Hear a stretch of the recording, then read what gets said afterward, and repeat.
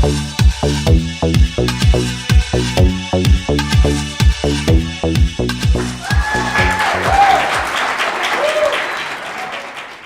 nervous. Are you nervous?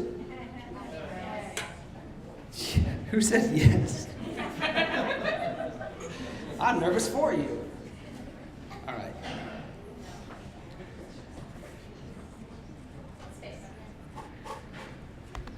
This is Michael.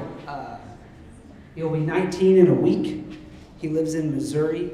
He likes to dance, his favorite instructor being Richard Simmons. And he was born with two significant problems. The first was that he was born missing a chunk of his 18th chromosome. And the second is that he was born with me as his brother. It's tough stuff. This is a wall of my growlery. It's the third bedroom of my house, really. But I took the name growlery from Bleak House, Charles Dickens' novel. It's the room where a guy goes when he needs to growl. So we'll talk more about that in a minute. That's the closet. The closet of your guest bedroom is where stuff goes that you don't really need, you should probably throw away, right? So up there, next to the extra Tupperware that will never be used, is, you can see there is my novel, right there, which I wrote. This is my brother with his cleft lip and cleft palate and his mother's hair all in display. Doctors didn't have very optimistic outlook for him. Won't live, won't walk, won't see, won't hear. All those things turned out to be untrue for him, thankfully. But it looked bleak at the beginning. He was developmentally delayed, though, so among other things, he avoided eye contact. We made a game of it. We would kind of snap behind our heads trying to make him look right here. If you got eye contact from Michael, it was like bragging rights. It was really good. It's amazing how much you want eye contact from someone that won't give it to you, you know? You're like, look at me. The novel took 4 years of nights and weekends to write. It's, it's saying the next slide is the picture of a Ford with a Michigan license plate on it. Does anyone know what that is? I'll say something about it in a minute. The novel was a murder mystery. It was going to be called The Amazing Mystery of Adrian Fair, but it wasn't very amazing, so I didn't call it that. I don't know, I've never seen that before. Had a Ford in college and it broke down a lot. And so I bought a Honda afterwards. Lots of Hondas since then. Who arranged these slides? Chelsea. Let's see what's next. That's mine? Okay. You know when you're on the phone with a friend and they say, how are you doing? And you tell a story and you tell them for like 2 minutes and you realize that the call was dropped and you were talking to nobody? That's what it was like writing the first 3 drafts of this novel. It was like I would finish and I'd hear crickets, you know. Friends would read it, oh, we're going on, okay.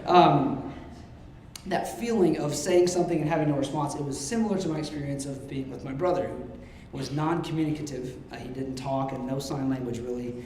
And he had a lot of chronic pain, which he responded to a lot with his only outlet, which was sometimes violence. He's the only member of my family who has bloodied the nose of a preacher's wife during a church service. So the novel it wasn't connecting to anyone, and my brother didn't talk back. I'm not talking about the desire for like commercial success or for my brother to sit and talk about me for hours, so much as the same thing that you do when you say, do you know what I mean? When you talk, when you're having a conversation, because you want someone to make a noise to acknowledge that you're saying something and they're hearing you. I've always hated the phrase, I do my art for me. I dance like no one's looking, because that's crazy. If I write a novel for me, I'm technically talking to myself, which is traditionally a bad sign. So we dance with my brother, we play with him, we wrestle with him, and we just have to infer essentially who he is and what he thinks and how he feels about us from very small signs. We've gotten really good at it, although it's a struggle. You remember the painting with the gargoyle sitting on the woman's chest and giving her nightmares? This has not gone the way I thought it would go. My brother still doesn't talk, and that kills us. He'll be 19 next Friday. But the little things he does, like getting really, really excited about his Peter Pan outfit, or hugging us or hitting us on the head, we take those as sufficient signs of how he feels about the last 20 years of us being together.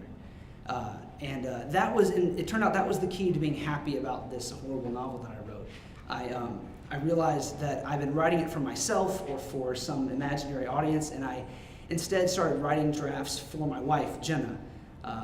I thought of what kind of story she would like, and I wrote that story as best I could. 2 drafts later, I had a book that she's honest with me, she tells me when she's bored, and she was bored no more than 3 times across the whole book, it's a novel. It's significant, right? So the novel is gathering dust now. A couple of the people liked it. It's gathering dust, but it succeeded in its goal as a gift. It was 100% successful. A couple years ago, my brother started drawing, which was new for him. He didn't do it when he was younger. He's 16 or 17, he started. And these pictures blew our minds because they were the best glimpse we've had of his imagination and how he sees the world and what he likes and what he likes to look at. And it was really sufficient for us. It was powerful. It was as if he drew it because he thought it was fun, but it was as if this was 19 years of feedback.